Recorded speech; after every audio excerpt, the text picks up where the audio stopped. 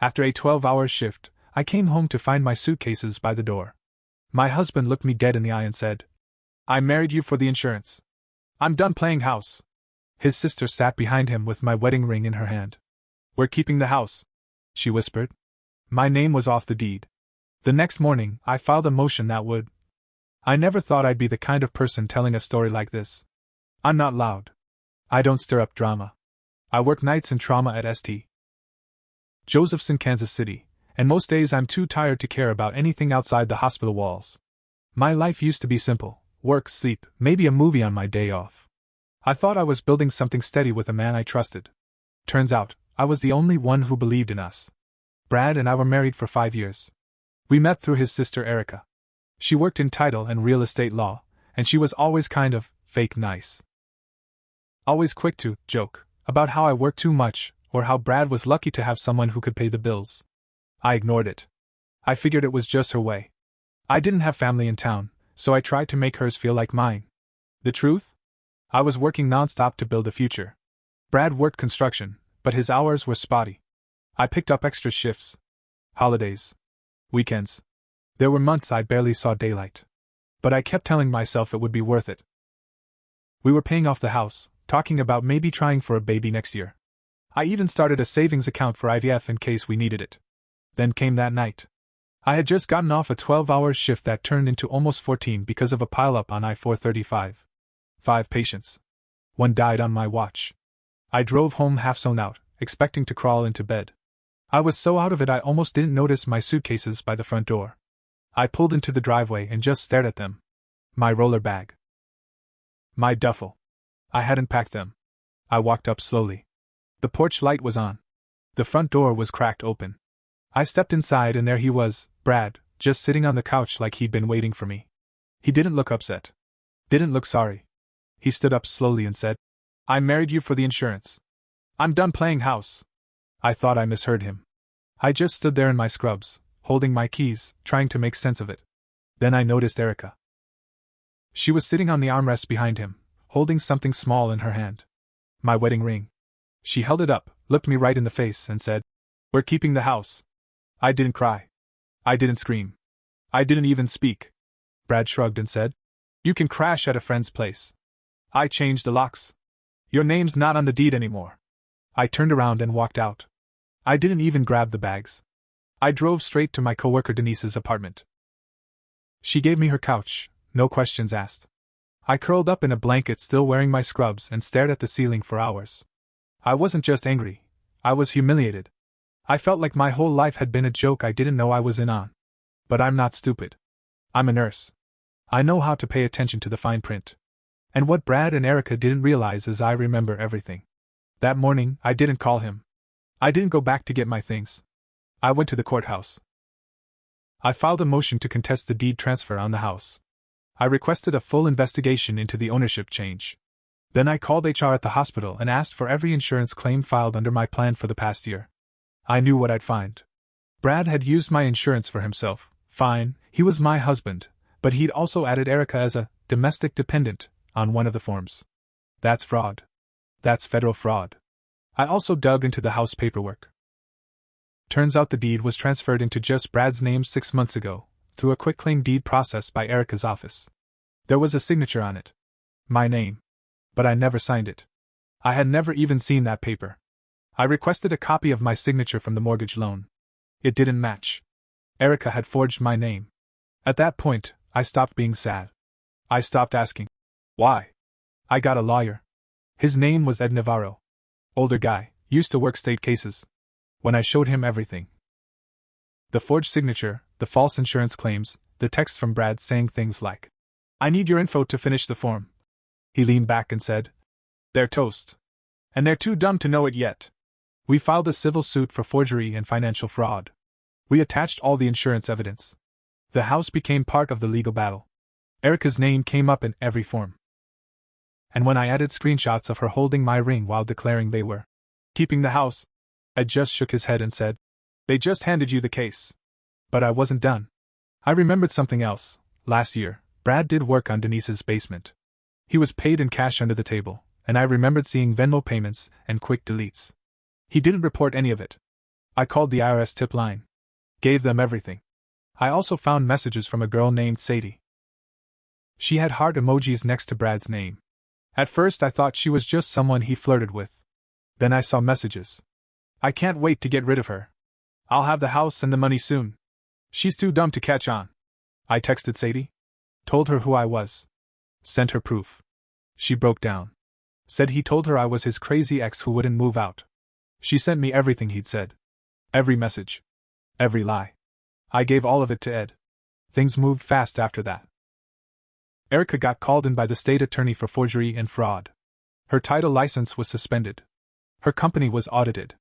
Turns out, this wasn't the first time she cleaned up paperwork for a family member. Brad got hit with an investigation for insurance fraud and tax evasion. His business accounts were frozen.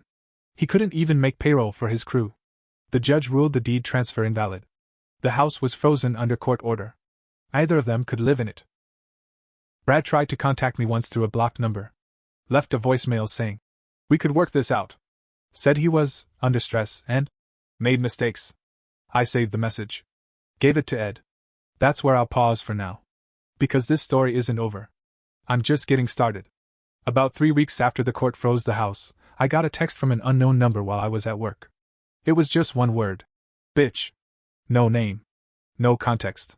I knew exactly who it was. An hour later, Denise called me.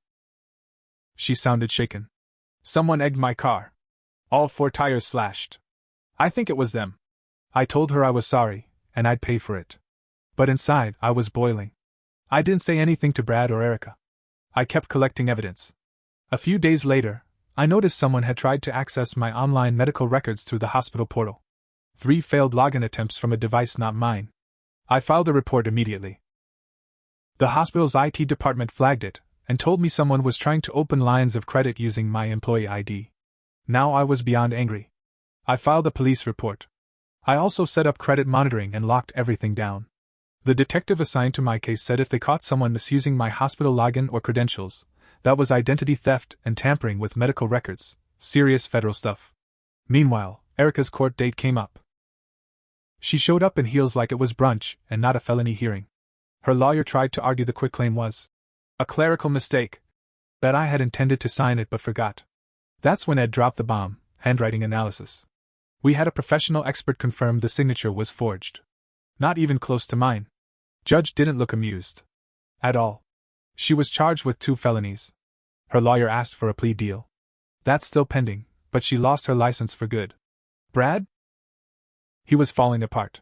His business account was frozen, but that didn't stop him from trying to start another company under a new name using his cousin's info. I found out through Sadie. She was still talking to him, pretending she believed he was innocent, just to get info. Turns out, she hated being lied to. She sent me every new text he wrote, like this one. She ruined my life. I should have left her sooner. Or, I've got something that'll make her pay. She's not safe. I sent those straight to the detective. They opened a harassment case. And when he showed up at my work parking lot 2 nights later, I was ready. I'd already told security. They caught him on camera circling my car. Security escorted him off hospital property. He claimed he was just there to talk. He was served with a restraining order the next day. But the best part?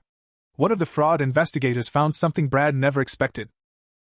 Erica had listed him as a dependent on her taxes 2 years ago, while he was also filing separately and claiming business deductions. That's double filing. IRS launched a full audit. He started posting online. Rants on Facebook, long bitter posts on Reddit about how his crazy ex-wife was destroying his life. I didn't respond. I just saved screenshots. And every time something new came up, I forwarded it to Ed, the IRS, or the detective. By this point, Brad was drowning in legal messes. He blamed me for everything. But I wasn't the one who lied. I wasn't the one who stole. I was the one who worked 3 jobs so he could sit around and plan his little scam. One night, I was working ER when a guy came in with a broken hand. Said he punched a wall. He looked familiar. When I got closer, I realized it was his cousin. The same one Brad tried to use to fake a new business. He recognized me. Eyes narrowed. You're the reason Brad's screwed. I didn't say a word. I just walked away. Let the next nurse take over. 2 days later, someone tried to break into my condo. They didn't get in. The security cameras got a full view of the guy. It wasn't Brad, but it was someone I'd seen with him before. That was the final straw. I filed for full police protection, and I had the condo board approve a restraining order that covered the entire complex. Every time they pushed, I pushed back harder, with paperwork, with court orders, with facts. No emotion. Just action. But then something happened I didn't expect.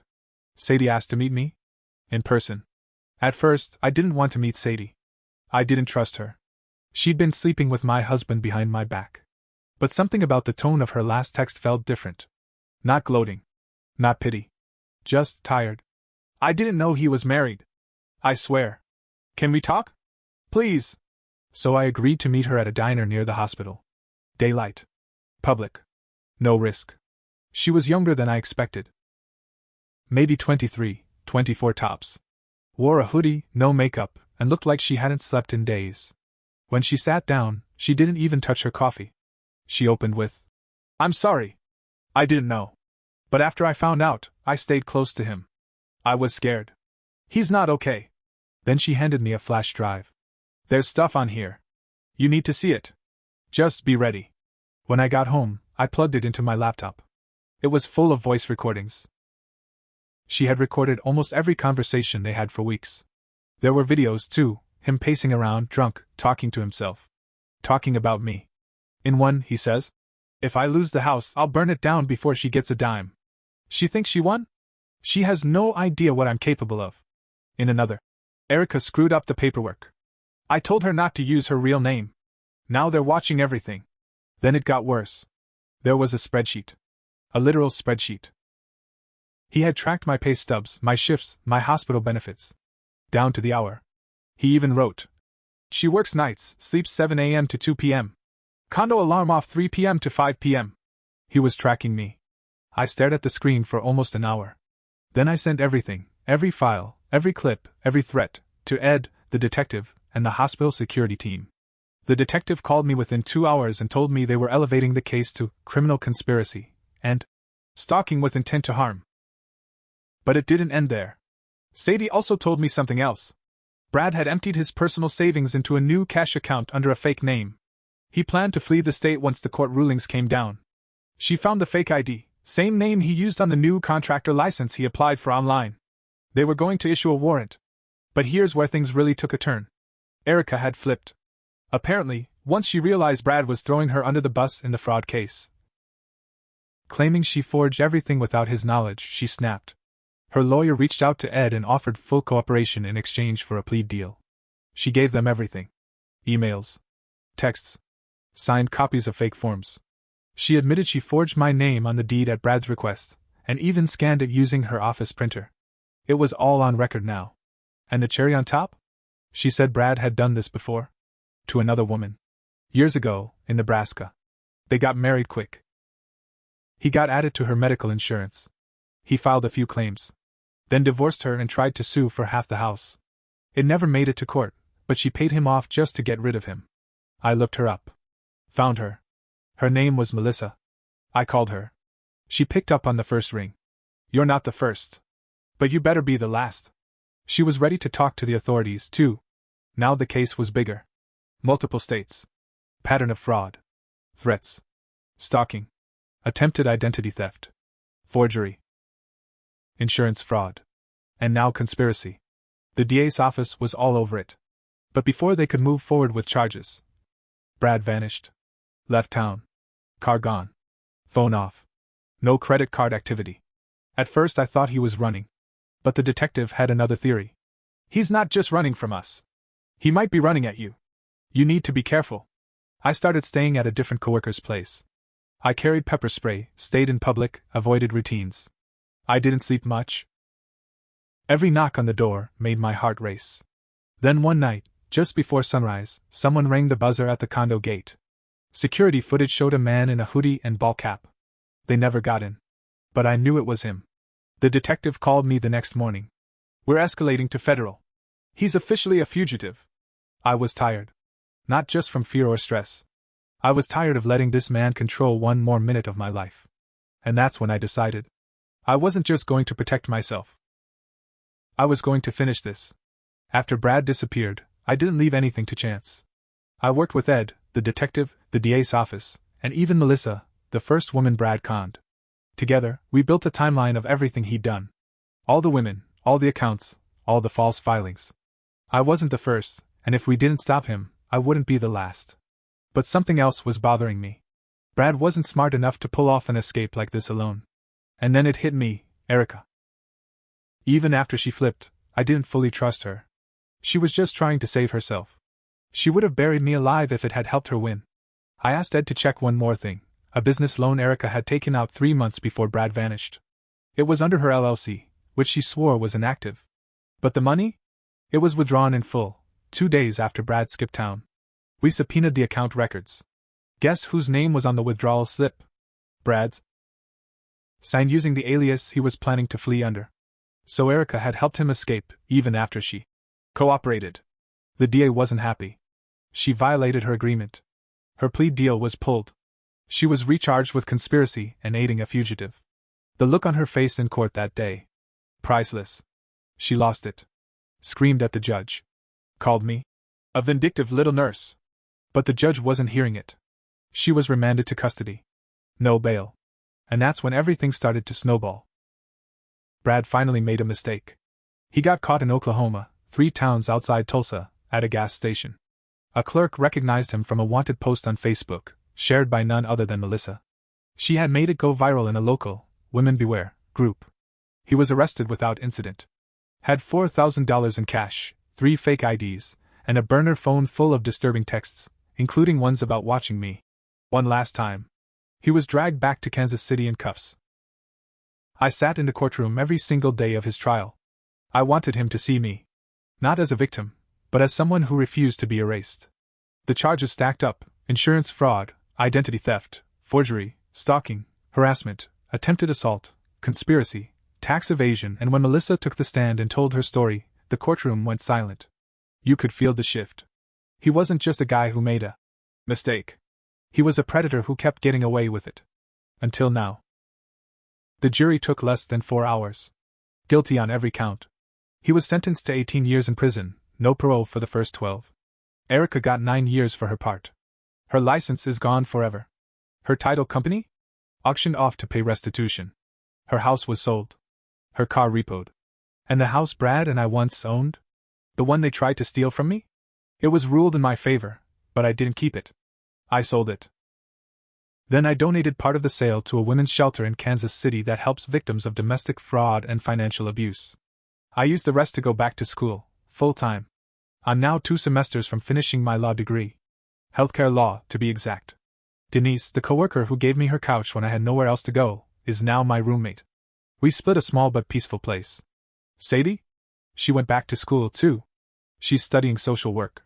We still text. I don't blame her. She helped take him down. As for me? I kept one thing from that life, the flash drive Sadie gave me. It sits in my desk drawer. A reminder of how close I came to losing everything, and how a quiet woman with a badge and a pen can destroy someone who thought she was weak. Brad used me for insurance. Erica used me to boost her career. Now they're both behind bars. And I'm just getting started. Because some people play house. And some people burn the whole damn thing down, with receipts.